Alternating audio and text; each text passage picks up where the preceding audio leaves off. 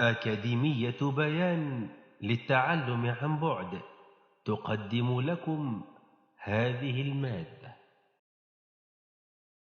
الحمد لله والصلاة والسلام على رسول الله صلى الله عليه وعلى آله وصحبه وسلم تسليما كثيرا مزيدا فيه إلى يوم الدين. ثم أما بعد، فأهلا وسهلا ومرحبا بكم أيها الإخوة الأحباب وأيتها الأخوات الفاضلات على أكاديمية بيان، التي أسأل الله تبارك وتعالى أن يجعلها أكاديمية خير وبركة، اللهم آمين.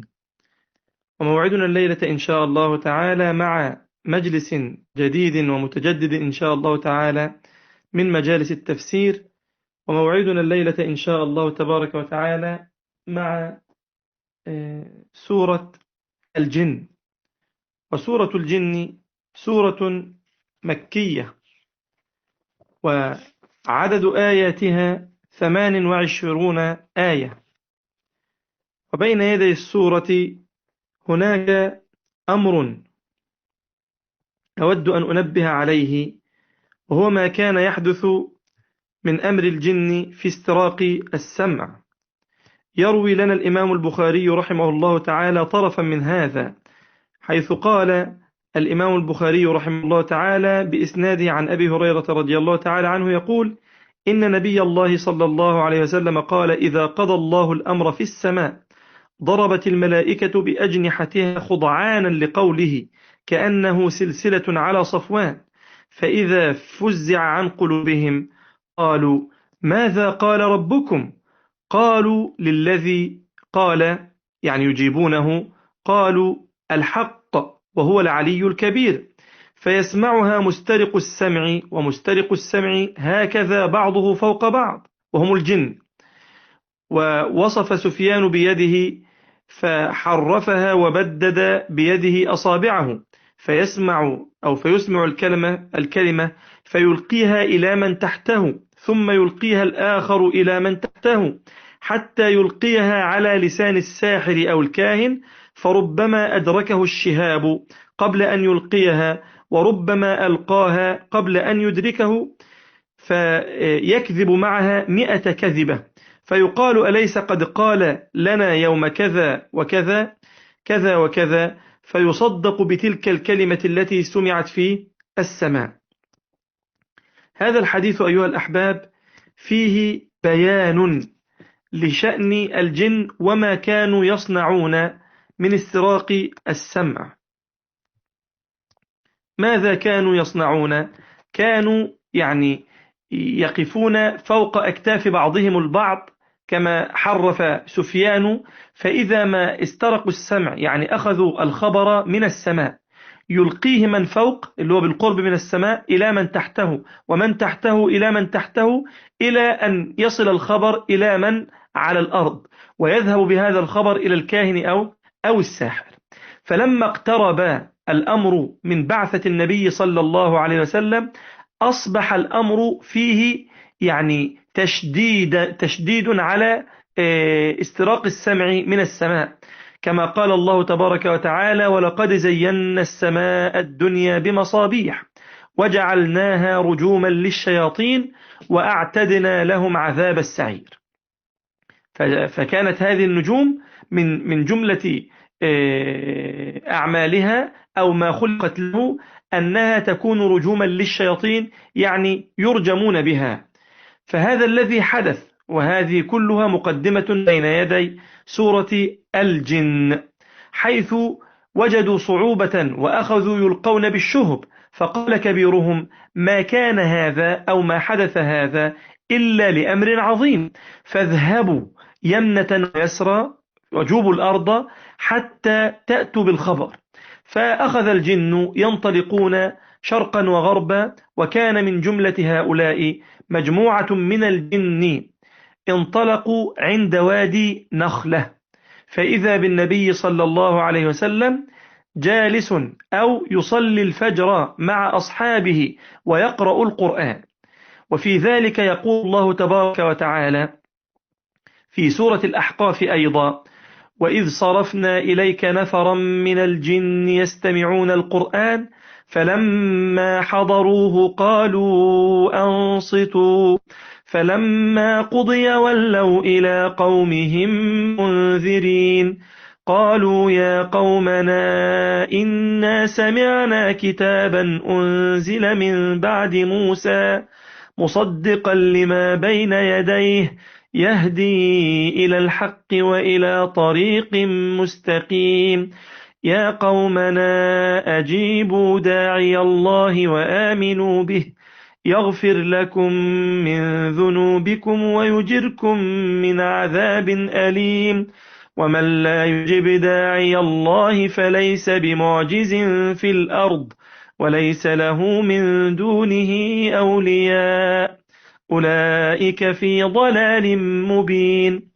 وبهذه المقدمة أيها الإخوة الأحباب نعلم أن الجن كانوا يعرفون شريعة موسى عليه السلام، أي هؤلاء الجن أو هؤلاء النفر من الجن الذين استمعوا النبي صلى الله عليه وسلم، لأنهم قالوا إنا سمعنا كتابا أنزل من بعد موسى مصدقا لما بين يديه.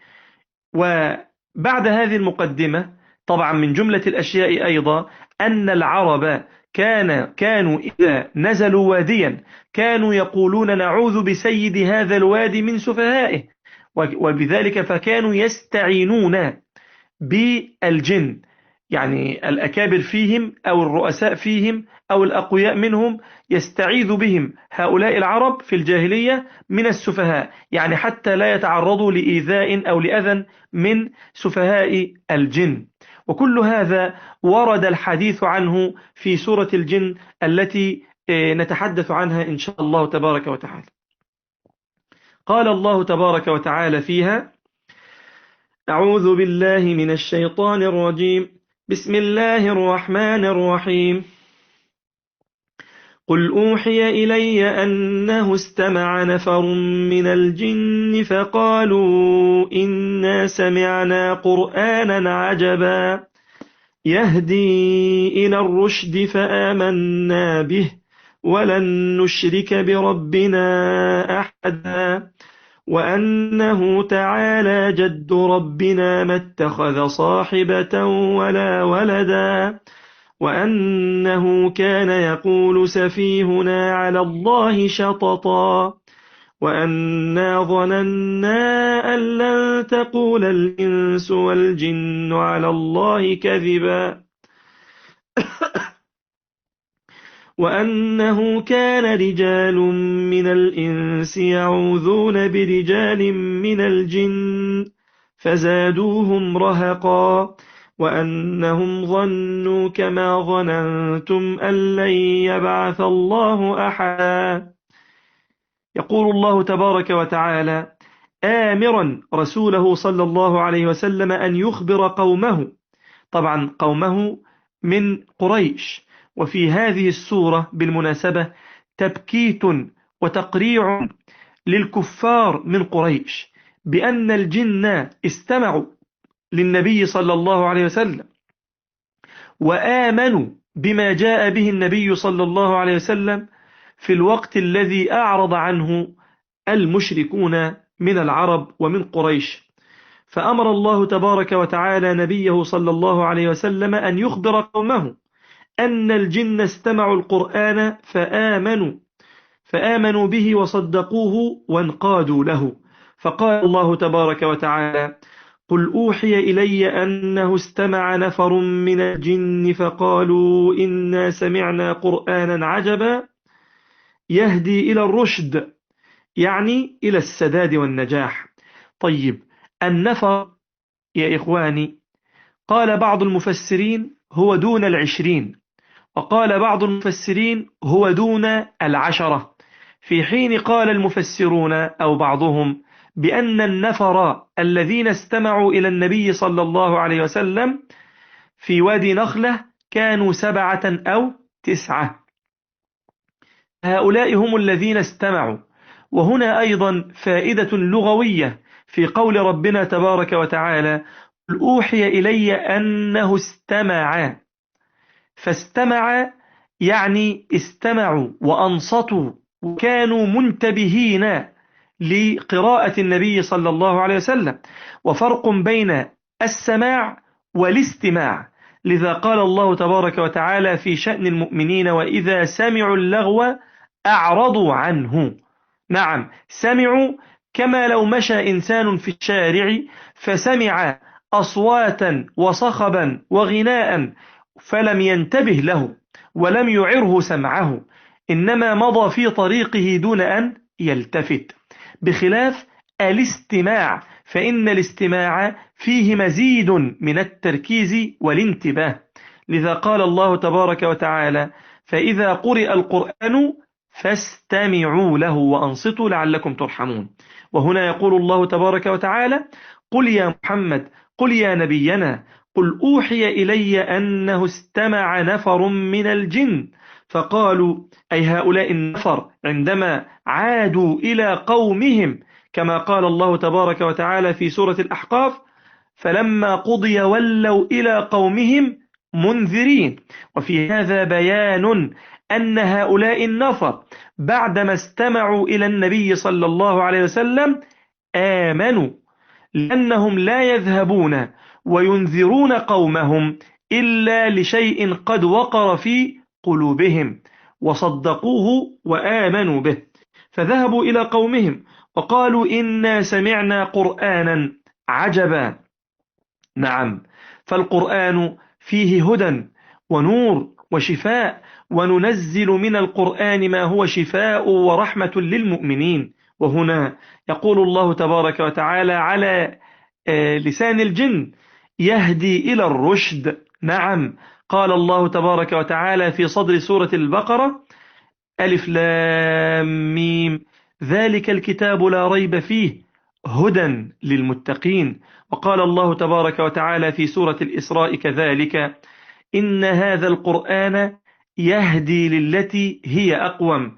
وهنا يقول الله تبارك وتعالى: يهدي إلى الرشد، أي إلى السداد والنجاح، فآمنا به ولن نشرك بربنا أحدا.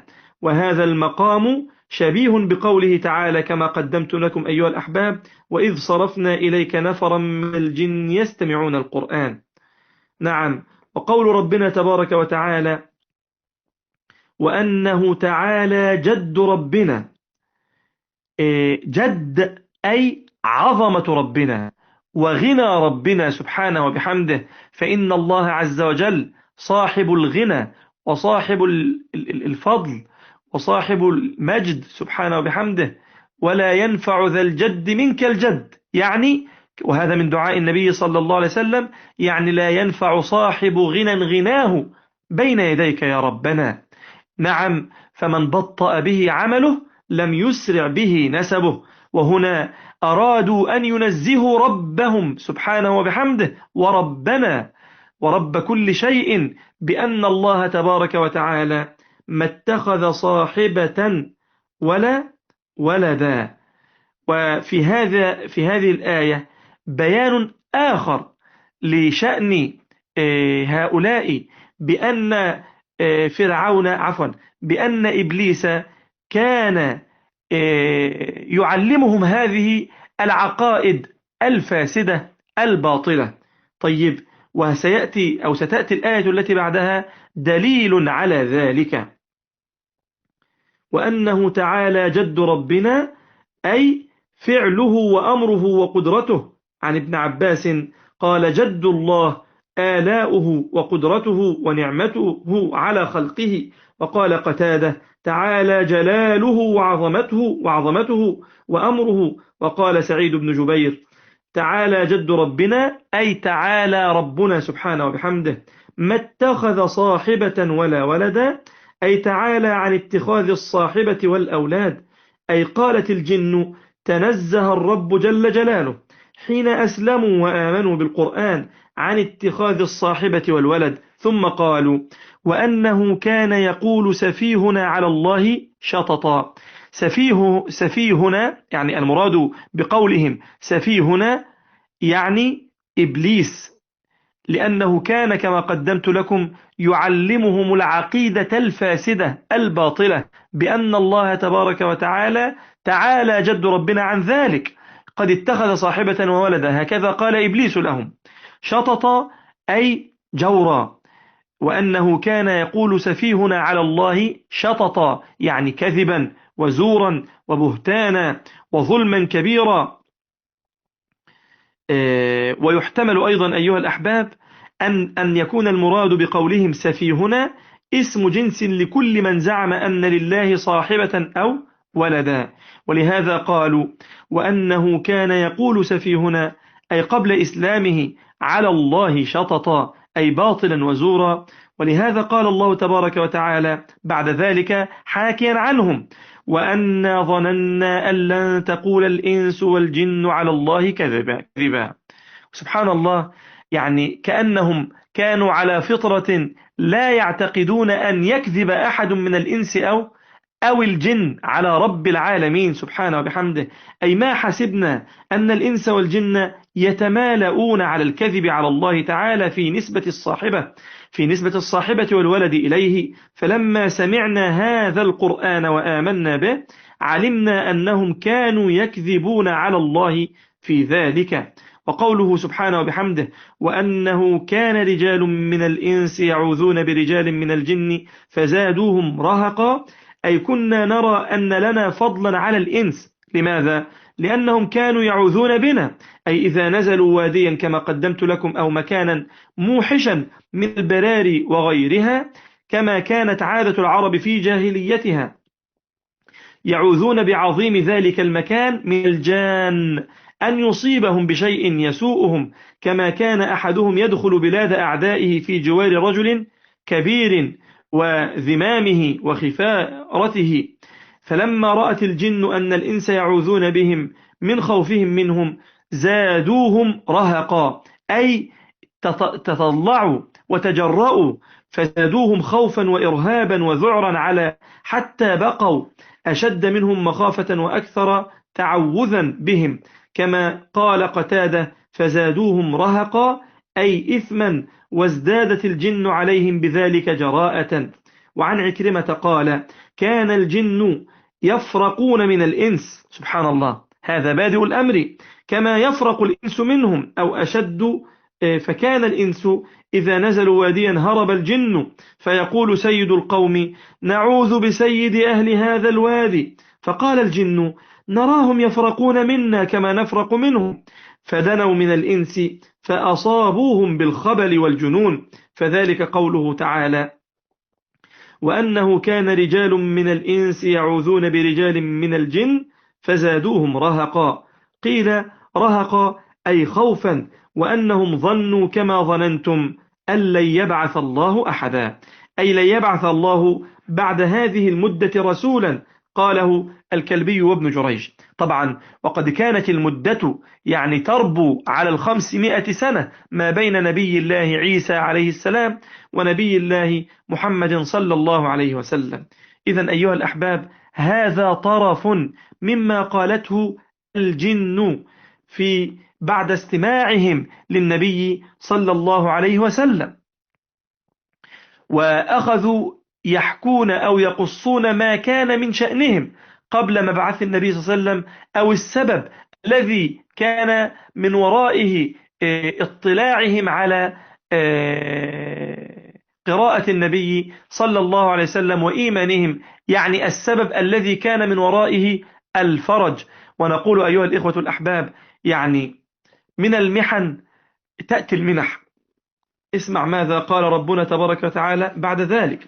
قال الله عز وجل: أعوذ بالله من الشيطان الرجيم: وأنا لمسنا السماء فوجدناها ملئت حرسا شديدا وشهبا. وأنا لمسنا السماء فوجدناها ملئت حرسا شديدا وشهبا. وأنا كنا نقعد منها مقاعد للسمع، فمن يستمع الآن يجد له شهابا رصدا. وأنا لا ندري أشر أريد بمن في الأرض أم أراد بهم ربهم رشدا. فيخبر ربنا تبارك وتعالى عن الجن حين بعث الله تبارك وتعالى رسوله محمدا صلى الله عليه وسلم وأنزل عليه القرآن، وكان من حفظه له أن السماء ملئت حرسا شديدا وحفظت من سائر أرجائها، وطردت الشياطين عن مقاعدها التي كانت تقعد فيها قبل ذلك لئلا يسترقون شيئا من القرآن فيلقوه على ألسنة الكهنة فيلتبس الأمر ويختلط ولا يدرى من الصادق، وهذا من لطف الله تعالى بخلقه ورحمته بعباده وحفظه لكتابه العزيز. وصدق ربنا تبارك وتعالى إذ يقول: إنا نحن نزلنا الذكر وإنا له لحافظون. ولهذا قالت الجن: وأنا لمسنا السماء فوجدناها ملئت حرسا شديدا وشهبا، وأنا كنا نقعد منها مقاعد للسمع فمن يستمع الآن يجد له شهابا رصدا، أي من يروم ومن يريد أن يسترق السمع اليوم فإنه سوف يجد له شهابا مرصدا له لا يتخطاه ولا يتعداه بل يمحقه ويهلكه. وهناك إشارة جاءت في سورة الملك حيث يقول الله تبارك وتعالى: ولقد زينا السماء الدنيا بمصابيح وجعلناها رجوما للشياطين. نعم. وجاء في موضع آخر قول ربنا تبارك وتعالى: دحورا ولهم عذاب واصب إلا من خطف الخطفة فأتبعه شهاب ثاقب. نعم. فكانت الشهب تقذف خلف هؤلاء الشياطين، وازداد الأمر عند مبعث النبي صلى الله عليه وسلم، ولربما تتساقط بعض الشهب في زماننا هذا أو في غير زمان النبوة، لكنها تكاثرت في هذا الوقت حرصا على حفظ كتاب الله تبارك وتعالى، وحتى لا يلتبس الحق بالباطل على ألسنة الكهنة، وهذا من لطف الله تبارك وتعالى. وقد قال الله تبارك وتعالى بعد ذلك حاكيا عنهم: وأنا لا ندري، يعني لما كثرت هذه الشهب ولا يعرفون فقالوا: وأنا لا ندري أشر أريد بمن في الأرض أم أراد بهم ربهم رشدا، أي ما ندري هذا الأمر الذي قد حدث في السماء، لا ندري أشر أريد بمن في الأرض أم أراد بهم ربهم رشدا. وهذا من أدبه في العبارة حيث أسندوا الشر إلى غير فاعل، أو ما يسمى في اللغة العربية فعل مبني للمفعول، ولا نقول فعل مبني للمجهول. وهكذا كان يعبر النحويون القدامى بقولهم فعل مبني للمفعول، يعني لم يذكر الفاعل في هذه الجملة، وإنما لم يذكروا الفاعل تأدبا مع الله، لأن الله تبارك وتعالى هو خالق كل شيء، لكنهم تأدبوا مع الله تبارك وتعالى في ذكر هذه الحكاية. وأما الخير فقد أضافوه إلى الله تبارك وتعالى كما جاء: وأنا لا ندري أشر أريد بمن في الأرض أم أراد بهم ربهم رشدا. ربهم هنا فاعل فأضافوا الخير إلى الله، أما الشر فأضافوه إلى غير فاعل. وقد صح في الصحيح أن النبي صلى الله عليه وسلم قال: والشر ليس إليك. وقد كانت الكواكب يرمى بها قبل ذلك، ولكن ليس بكثير، بل في الأحيان بعد الأحيان، كما في حديث العباس: بينما نحن جلوس مع رسول الله صلى الله عليه وسلم إذ رمي بنجم فاستنار، فقال صلى الله عليه وسلم: ما كنتم تقولون في هذا؟ فقلنا: كنا نقول يولد عظيم أو يموت عظيم. فقال صلى الله عليه وسلم: ليس كذلك، ولكن الله إذا قضى الأمر في السماء. وقد قدمت حديثي بين يدي هذا المجلس بذكر هذا الحديث أيها الأحباب. وهذا هو السبب الذي حملهم على تطلب السبب في ذلك، فأخذوا يضربون مشارق الأرض ومغاربها، فوجدوا رسول الله صلى الله عليه وسلم يقرأ بأصحابه في الصلاة، فعرفوا أن هذا هو الذي حفظت من أجله السماء، فآمن من آمن منهم وتمرد في طغيانه من بقي، كما تقدم حديث ابن عباس في ذلك عند قوله في سورة الأحقاف: وإذ صرفنا إليك نفرا من الجن يستمعون القرآن.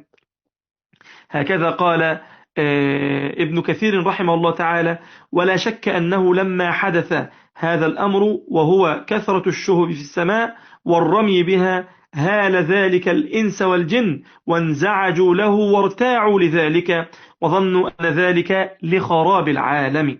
قال الله تبارك وتعالى يبين كلام الجن وأن الجن منهم المسلم ومنهم غير المسلم، فقال الله تبارك وتعالى: أعوذ بالله من الشيطان الرجيم: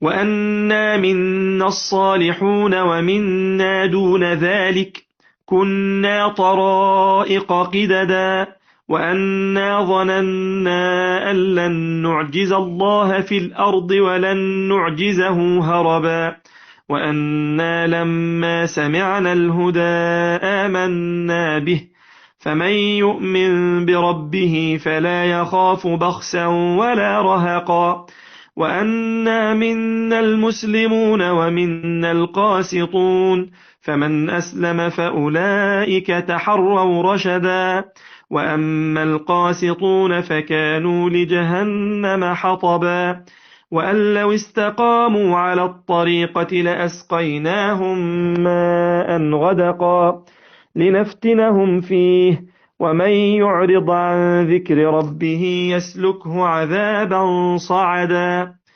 يقول الله تبارك وتعالى مخبرا عن الجن أنهم قالوا مخبرين عن أنفسهم: وأنا منا الصالحون ومنا دون ذلك، أي غير ذلك. نعم، فالصالحون يشمل ذلك المسلم منهم ومن كان في أعلى درجات الإيمان، ثم يشمل من دون ذلك من كان مسلما لكنه مرتكبا لمعاصي أو من كان على غير الإسلام. وهذا فيه بلاغة في القول: وأنا منا الصالحون ومنا دون ذلك، أي غير ذلك كنا طرائق قددا، أي طرائق متعددة مختلفة وآراء متفرقة. قال غير واحد: كنا طرائق قددا، أي منا المؤمن ومنا الكافر. وقول ربنا تبارك وتعالى: وأنا ظننا أن لن نعجز الله في الأرض ولن نعجزه هربا، أي نعلم أن قدرة الله تبارك وتعالى حاكمة علينا وأن لا نعجزه في الأرض، ولو أمعنا في الهرب فإنه علينا قادر لا يعجزه أحد. وهنا وقفة أيها الأحباب، أن الله تبارك وتعالى علينا قادر وهو على كل شيء قدير، فإذا كنا مؤمنين بذلك فلماذا نعصي الله تبارك وتعالى القادر؟ ومع قدرته فهو عليم خبير مطلع علينا، فإذا خلوت بريبة في ظلمة والنفس داعية إلى العصيان فاستح من نظر الإله وقل لها: إن الذي خلق الظلام يراني. إذا كنت تعلم أن الله تبارك وتعالى قادر وهو كذلك، فلماذا تظلم الناس؟ لا تظلمن إذا ما كنت مقتدرا، فالظلم ترجع عقباه إلى الندم. تنام عيناك والمظلوم منتبه يدعو عليك وعين الله لم تنم. نعم، إن كنت مؤمنا بذلك، وأنا لا أشكك في إيمان أحد، ولكن أستحثك وأستثير حفيظتك على أن تتقي الله ربك وأن تكون في كنف ربك تبارك وتعالى عبدا شكورا مطيعا لله عز وجل مبتعدا عن الذنوب والمعاصي. وأنا ظننا أن لن نعجز الله في الأرض ولن نعجزه هربا. ثم إنك إن تأملت لما حدث في العصر الحديث قريبا من زماننا هذا، ما يعرف بإعصار تسنامي الذي جاء وخرج على قرية بأكملها، مدينة كاملة كان قد شبت فيها الذنوب والمعاصي، ولم يعد يغار أحد على أحد، لكن الله تبارك وتعالى يغار. نعم، كذا أخبر النبي صلى الله عليه وسلم. فعندما حدث ذلك أمر الله تبارك وتعالى الذي لا يعجزه شيء في الأرض ولا في السماء، أمر البحر فخرج عليهم فابتلعهم وأغرقهم وأحرقهم سبحانه وبحمده. نعم، وكذلك أخذ ربك إذا أخذ القرى وهي ظالمة إن أخذه أليم شديد. ولذلك نأخذ من مثل هذه الآيات ومن مثل هذه القصص العبرة والعظة، أنه مهما طال ظلم الظالمين فإن الله تبارك وتعالى على كل شيء قدير سبحانه وبحمده. قال الله عز وجل: وأنا لما سمعنا الهدى آمنا به. يفتخرون بذلك وهو مفخرة لهم إي وربي، وشرف رفيع وصفة حسنة. نعم، فمما زادني فخرا وتيها وكدت بأخمصي أطأ الثريا دخولي تحت قولك يا عبادي، وأن صيرت أحمد لي نبيا. وقولهم بعد ذلك: فمن يؤمن بربه فلا يخاف بخسا ولا رهقا، أي فلا يخاف أن ينقص من حسناته أو يحمل عليه غير سيئاته. نعم، كما قال الله تبارك وتعالى في سورة طه: فلا يخاف ظلما ولا هضما. نعم أيها الأحباب، فإن الله تبارك وتعالى حكم عدل. قال في محكم التنزيل: ونضع الموازين القسط ليوم القيامة فلا تظلم نفس شيئا. فلا ظلم اليوم، لا يظلم ربنا تبارك وتعالى أحدا سبحانه وبحمده. قال الله عز وجل: وأنا منا المسلمون ومنا القاسطون، أي منا المسلم ومنا القاسط. والقاسط هو الظالم أو الجائر عن الحق الناكب عنه. طبعا كلمة القاسط تعني الظلم، وهذا بخلاف المقسط، فإن المقسط معناه العادل، كما قال الله تبارك وتعالى: والله يحب المقسطين. نعم، فصفة طبعا عندك الفعل أصله قسط يقسط، هذا ظلم يظلم فهو قاسط. أما القسط الذي هو بمعنى العدل فأصل الفعل فيه أقسط يقسط فهو مقسط. فالفعل الرباعي هو بمعنى العدل، والفعل الثلاثي منه بمعنى الجور عياذا بالله. طيب، فمن أسلم؟ جاء هنا التفريع لبيان حال المسلم وغير المسلم. فمن أسلم فأولئك تحروا رشدا، أي طلبوا لأنفسهم النجاة. وأي رشد أعظم من هذا الرشد حينما تتمسك بكتاب ربك وبسنة نبيك صلى الله عليه وسلم. قال الله عز وجل: فمن يكفر بالطاغوت ويؤمن بالله فقد استمسك بالعروة الوثقى لا انفصام لها. نعم أيها الأحباب، فهؤلاء طلبوا لأنفسهم النجاة. وأما الفريق الآخر فيا حسرته على هذا الفريق الذي أهلك نفسه واتبع هواه وأطاع شيطانه وأعرض عن مولاه، نسأل الله السلامة والعافية. وأما القاسطون فكانوا لجهنم حطبا، أي وقودا تسعر بهم جهنم عياذا بالله، كما قال الله تبارك وتعالى في أول سورة البقرة: فإن لم تفعلوا ولن تفعلوا فاتقوا النار التي وقودها الناس والحجارة. وفي هذا الموضع بيان لأن الجن تكون أيضا في النار، العصاة منهم أو الكفار. وقال الله تبارك وتعالى: ولقد ذرأنا لجهنم كثيرا من الجن والإنس. نعم، وقول ربنا تبارك وتعالى: وأن لو استقاموا على الطريقة لأسقيناهم ماء غدقا لنفتنهم فيه. اختلف المفسرون في معنى هذا على قولين. الأول منهما: وأن لو استقام القاسطون على طريقة الإسلام وعدلوا إليها واستمروا عليها، لأسقيناهم ماء غدقا، أي كثيرا. والمراد بذلك سعة الرزق، كقوله تبارك وتعالى: ولو أنهم أقاموا التوراة والإنجيل وما أنزل إليهم من ربهم لأكلوا من فوقهم ومن تحت أرجلهم. وكقوله تبارك وتعالى: ولو أن أهل القرى آمنوا واتقوا لفتحنا عليهم بركات من السماء والأرض. وعلى هذا يكون معنى قوله سبحانه وبحمده: لنفتنهم فيه، أي لنختبرهم، كما قال مالك عن زيد بن أسلم: لنبتليهم من يستمر على الهداية ممن يرتد إلى الغواية عياذا بالله. إذن هذا هو المعنى الأول. ويشهد له أيضا أيها الأحباب قول ربنا تبارك وتعالى: ونبلوكم بالشر والخير فتنة. فالإنسان إما أن يكون في حالة ضيق أو ابتلاء فهو مبتلى في هذا الوقت بالضراء، أو أن يكون في حالة سعة وخير وبركة فهو مبتلى بالسراء. وقد قال النبي صلى الله عليه وسلم: عجبا لأمر المؤمن إن أمره كله له خير، وليس ذلك لأحد إلا المؤمن، فإن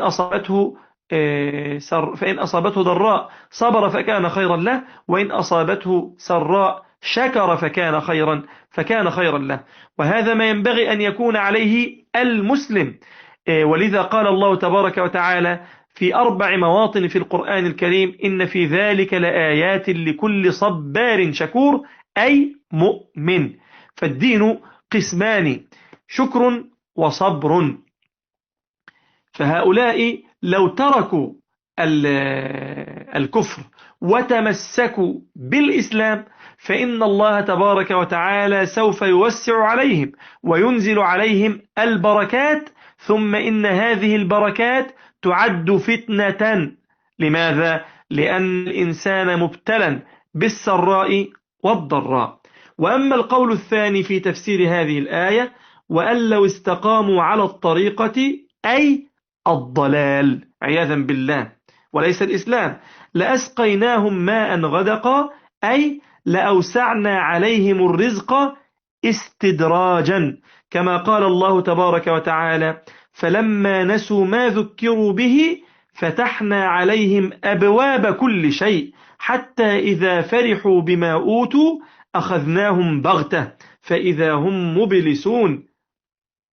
وكقوله تبارك وتعالى: أيحسبون أنما نمدهم به من مال وبنين نسارع لهم في الخيرات بل لا يشعرون.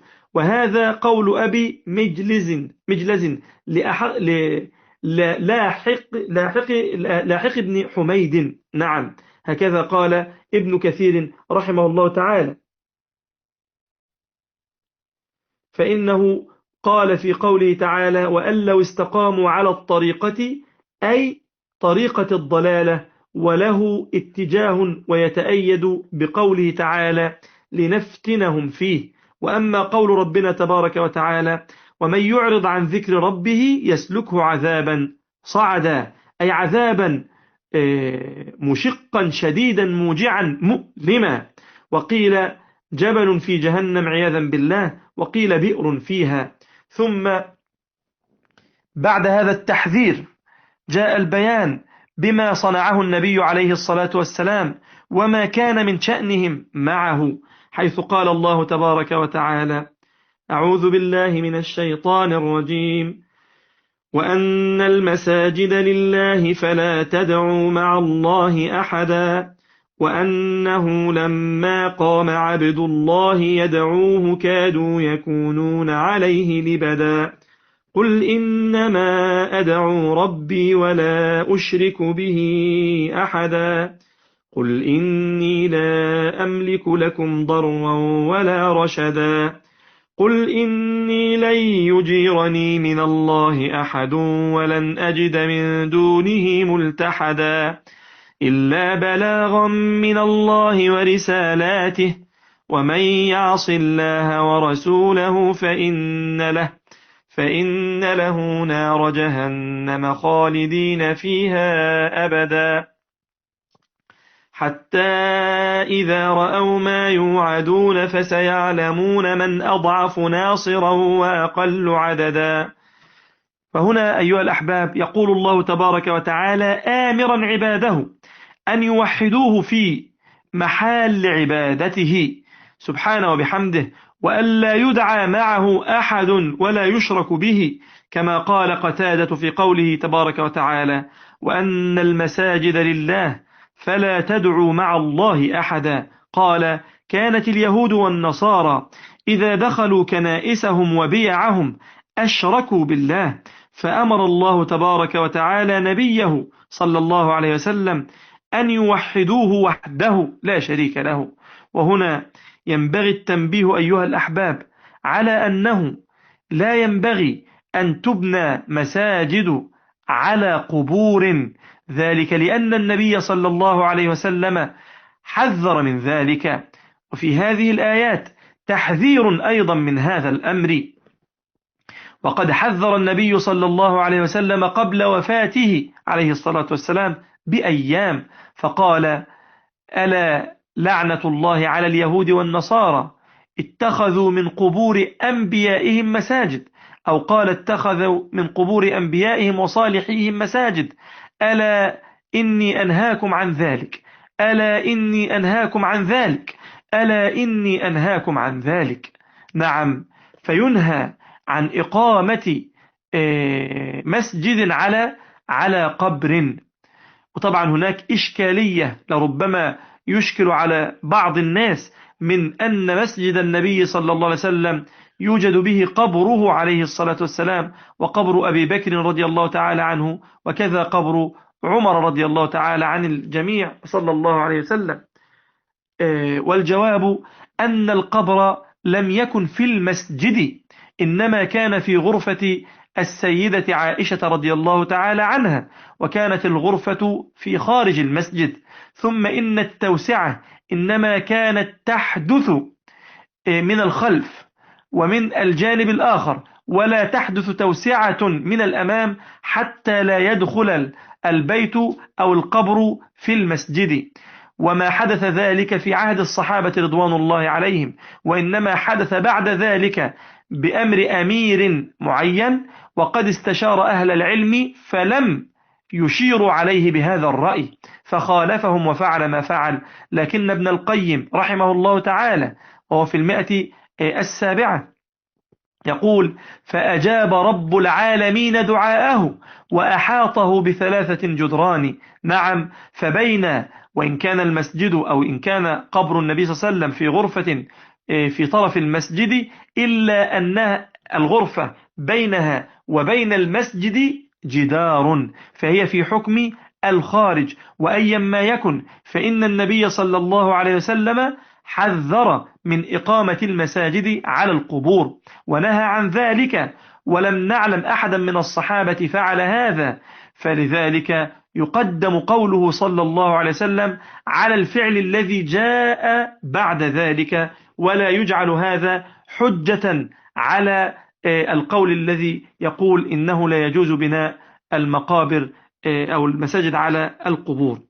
قال بعض العلماء نزلت هذه الآيات وأن المساجد لله فلا تدعوا مع الله أحدا، نزلت في أعضاء السجود، أي هي لله تبارك وتعالى فلا تسجدوا بها لغيره. وذكروا عند هذا القول حديث ابن عباس رضي الله تعالى عنهما قال قال رسول الله صلى الله عليه وسلم أمرت أن أسجد على 7 أعظم على الجبهة، وأشار بيده إلى أنفه، وهذا إدراج وليست من قول ابن عباس، ولكنه من قول من دونه إما طاووس أو عبد الله بن طاووس، وكذا قال المحدثون، وهذا الكلام نقل عن شيخنا الشيخ مصطفى العدوي حفظه الله تعالى. قال أمرت أن أسجد على 7 أعظم، هكذا قال النبي صلى الله عليه وسلم، على الجبهة واليدين والركبتين وأطراف القدمين. وقوله سبحانه وبحمده وأنه لما قام عبد الله يدعوه كادوا يكونون عليه لبدا، قيل لما سمعوا النبي صلى الله عليه وسلم يتلو القرآن كادوا يركبونه من الحرص لما سمعوه يعني يتلوه من القرآن ودنوا منه، فلم يعلم بهم حتى أتاه الرسول فجعل يقرئه: قل أوحي إلي أنه استمع نفر من الجن يستمعون القرآن. وهذا هو التفسير الأول لهذه الآية. والتفسير الثاني أن الذين تلبدوا يعني تجمعوا، لأن كلمة لبد من التجمع والكثرة فيه، تقول تلبدت الغيوم بالمطر، أو تلبد المطر يعني تجمع. فهذا التفسير الأول، أن الذي تجمع هم الجن عندما أخذوا يستمعون قراءة النبي صلى الله عليه وسلم. والقول الثاني أن الذين اجتمعوا وتلبدوا على هذه الوصف هم الصحابة. والقول الثالث أن الذين تلبدوا هم المشركون لإيذائه عليه الصلاة والسلام. وطبعا كانوا يتلبدون وكانوا يتجمعون هؤلاء المشركون، فإذا وجد بعضهم بعضا تواصوا فيما بينهم ألا يستمعوا لهذا القرآن، كما قال الله تبارك وتعالى: وقال الذين كفروا لا تسمعوا لهذا القرآن والغوا فيه لعلكم تغلبون، أي لعلكم تغلبون محمدا صلى الله عليه وسلم. وعن ابن عباس رضي الله تعالى عنهما قال: قال الجن لقومهم لما قام عبد الله يدعوه كادوا يكونون عليه لبدا. قالوا يعني لما رأوه صلى الله عليه وسلم يصلي وأصحابه يركعون بركوعه ويسجدون بسجوده، قال: عجبوا من طواعية أصحابه له. قال: فقالوا لقومهم لما قام عبد الله يدعوه كادوا يكونون عليه لبدا. وهذا هو القول الثاني كما قدمت لكم. وقال الحسن: لما قام رسول الله صلى الله عليه وسلم يقول لا إله إلا الله ويدعو الناس إلى ربهم كادت العرب تلبد عليه جميعا، يعني تجتمع لكي تؤذيه عليه الصلاة والسلام. وقال قتادة في قوله تعالى: وأنه لما قام عبد الله يدعوه كادوا يكونون عليه لبدا، قال: تلبدت الإنس والجن على هذا الأمر ليطفئوه، فأبى الله تعالى إلا أن ينصره ويمضيه ويظهره على من ناوأه. نعم، هذا قول ثالث أو رابع وهو الأظهر، كذا قال ابن كثير رحمه الله تعالى لقوله بعده: قل إنما أدعو ربي. الله، ما أجملها من مقالة وما أجمله من شعار إذا رفعناه. نعم، أنا أريدك أن تعتز بهذا أخي الكريم وأختي الغالية. قولوا إنما أدعو ربي، ومما زادني فخرا وتيها وكدت بأخمصي أطأ الثريا دخولي تحت قولك يا عبادي، وأن صيرت أحمد لي نبيا. قل إنما أدعو ربي ولا أشرك به أحدا، أي قال لهم الرسول صلى الله عليه وسلم لما آذوه وخالفوه وكذبوه وتظاهروا عليه ليبطلوا ما جاء به من الحق واجتمعوا على عداوته: إنما أدعو ربي، أي إنما أعبد ربي وحده لا شريك له، وأستجير به وأتوكل عليه ولا أشرك به أحدا. فما أجمله من قول وما أعظمه من لجئ. نعم، أن نلجأ إلى الله وأن نستعين بالله وأن نتوكل على الله، ندعوه ونرجوه ونعتقد أن الله تبارك وتعالى ينصرنا ويوفقنا. إنا لننصر رسلنا والذين آمنوا في الحياة الدنيا ويوم يقوم الأشهاد. وأعظم نصر أيها المبارك وأيتها الأخت الفاضلة هو الثبات على الحق. فمتى ما كنت ثابتا على الحق فاعلم أنك على الحق، والنصر آت لا محالة، وأنت منصور بثباتك على الحق. قال الله تبارك وتعالى: قل إني لا أملك لكم ضرا ولا رشدا، أي إنما أنا بشر مثلكم يوحى إلي وعبد من عباد الله، ليس إلي من الأمر شيء في هدايتكم ولا غوايتكم، بل المرجع في ذلك كله إلى الله تبارك وتعالى. ثم أخبر عن نفسه أيضا أنه لا يجيره من الله أحد، أي لو عصيته فإنه لا يقدر أحد على إنقاذي من عذابه سبحانه وبحمده، ولن أجد من دونه ملتحدا. قال قتادة: قل إني لن يجيرني من الله أحد ولن أجد من دونه ملتحدا، أي لا نصير ولا ملجأ. وفي رواية: لا ولي ولا موئلا.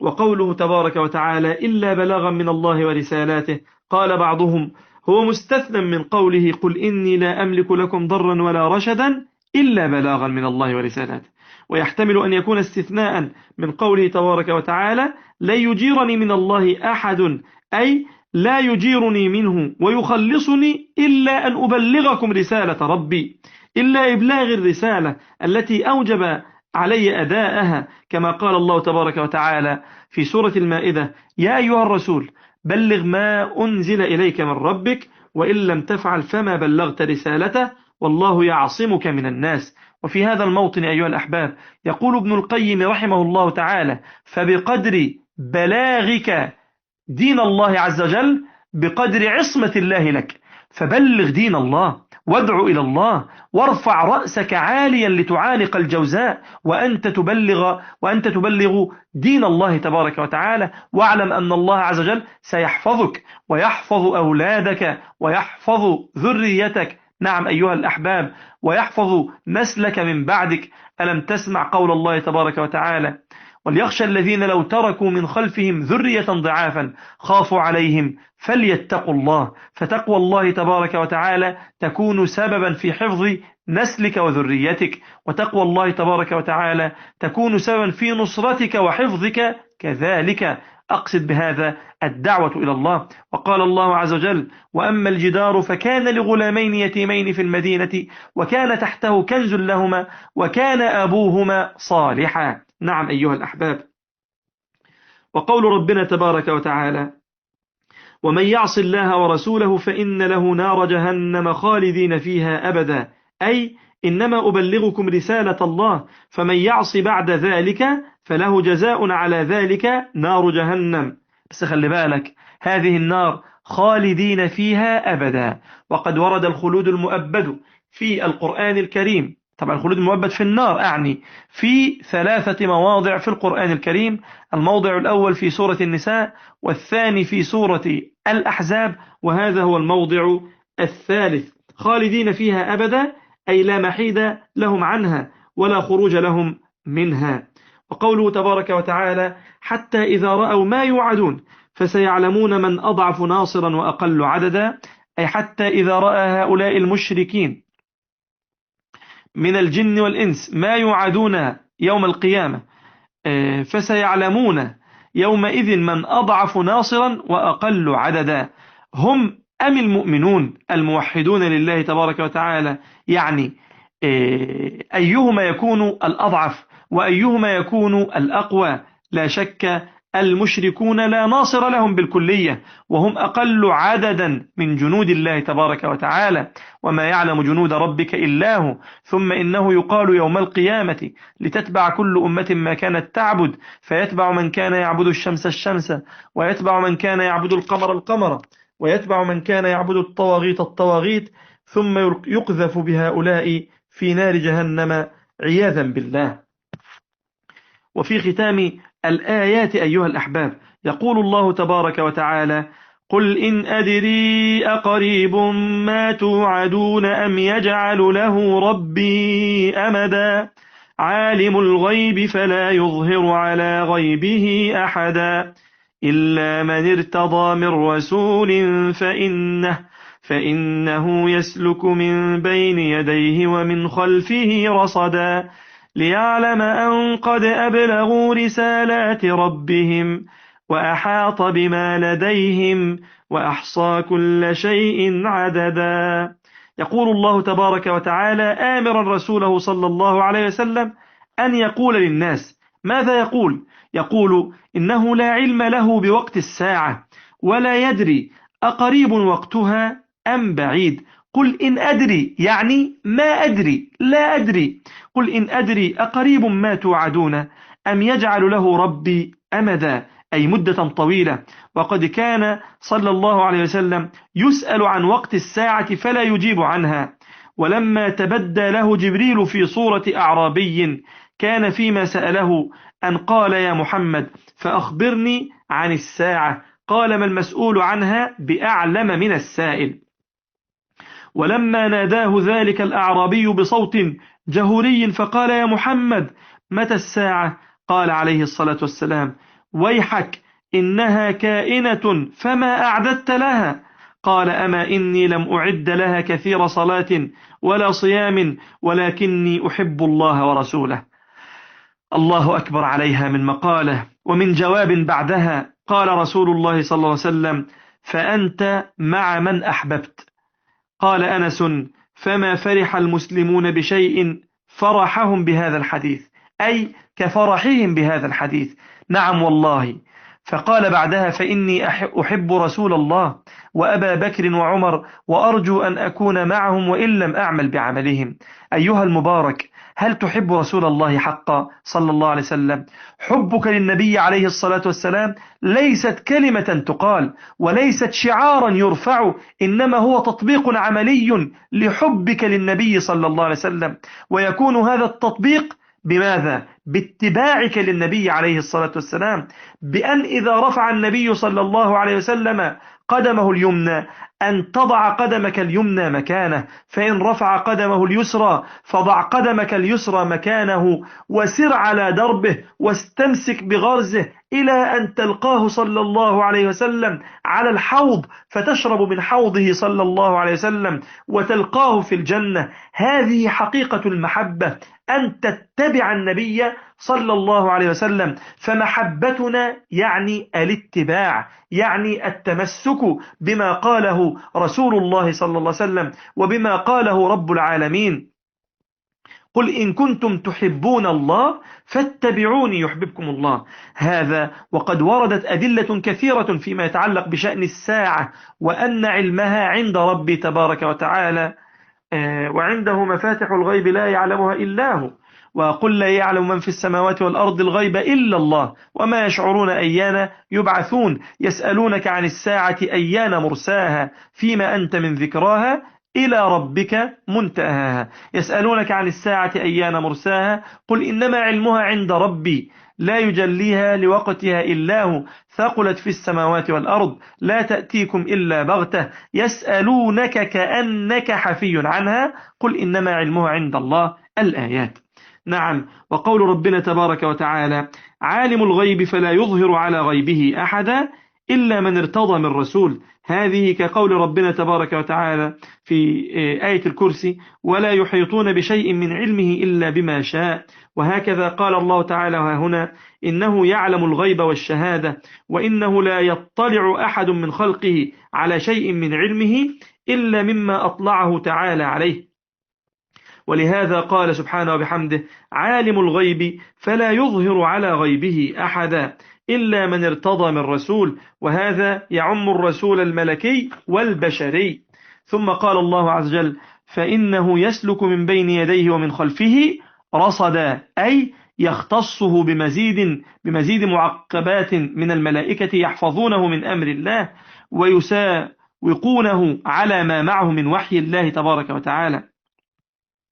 فإنه يسلك من بين يديه ومن خلفه رصدا، يعني حماية من الله تبارك وتعالى لهذا الرسول. ولهذا قال الله تبارك وتعالى: ليعلم أن قد أبلغوا رسالات ربهم وأحاط بما لديهم وأحصى كل شيء عددا. وقد اختلف المفسرون في الضمير الذي في قوله ليعلم إلى من يعود، فقيل إنه عائد إلى النبي صلى الله عليه وسلم، أي ليعلم بالله أن الرسل قد بلغت عن الله تبارك وتعالى.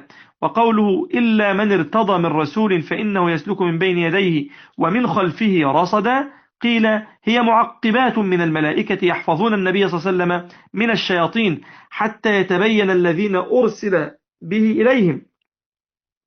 وذلك حين يقول ليعلم أهل الشرك أن قد أبلغوا رسالات ربهم. ويحتمل أن يكون الضمير عائدا إلى الله تبارك وتعالى، ويكون المعنى في ذلك أنه يحفظ رسله بملائكته ليتمكنوا من أداء رسالاته، ويحفظ ما بين إليهم من الوحي، ليعلم أن قد أبلغوا رسالات ربهم. ويكون ذلك كقوله تعالى: وما جعلنا القبلة التي كنت عليها إلا لنعلم من يتبع الرسول ممن ينقلب على عقبيه، وكقول ربنا تبارك وتعالى: ولا يعلمن الله الذين آمنوا ولا يعلمن المنافقين، إلى أمثال ذلك من العلم بأن الله تعالى يعلم الأشياء قبل كونها قطعا لا محالة. ولهذا قال الله عز وجل بعدها: وأحاط بما لديهم وأحصى كل شيء عددا. ومما هو معلوم من قواعد التفسير أن الآية أو الجملة في القرآن إذا وردت لها أكثر من معنى ولا تعارض بين هذه المعاني حملت عليها جميعها، وبناء عليه ليعلم أن قد أبلغوا رسالات ربهم لا حرج أن يكون الضمير عائدا على الله تبارك وتعالى، وهذا علمه قبل مجيء أو قبل إرسال الرسل، وكذلك ليعلم الرسل أنهم قد بلغوا، وكذلك ليعلم المشركون أن الرسل قد أدت ما عليهم من البلاغ. أيها الإخوة الأحباب، القرآن كلام الله تبارك وتعالى، فيه نبأ ما قبلنا، وفيه عزنا، وفيه مجدنا، وفيه فخرنا، فيه الخير كله بفضل الله تبارك وتعالى يكون في القرآن الكريم. فعودوا إلى كتاب ربكم ودلوا الناس على القرآن، وأسأل ربي تبارك وتعالى أن يجعلني وإياكم من الذين يستمعون القول فيتبعون أحسنه. أولئك الذين هداهم الله وأولئك هم أولو الألباب، والحمد لله رب العالمين.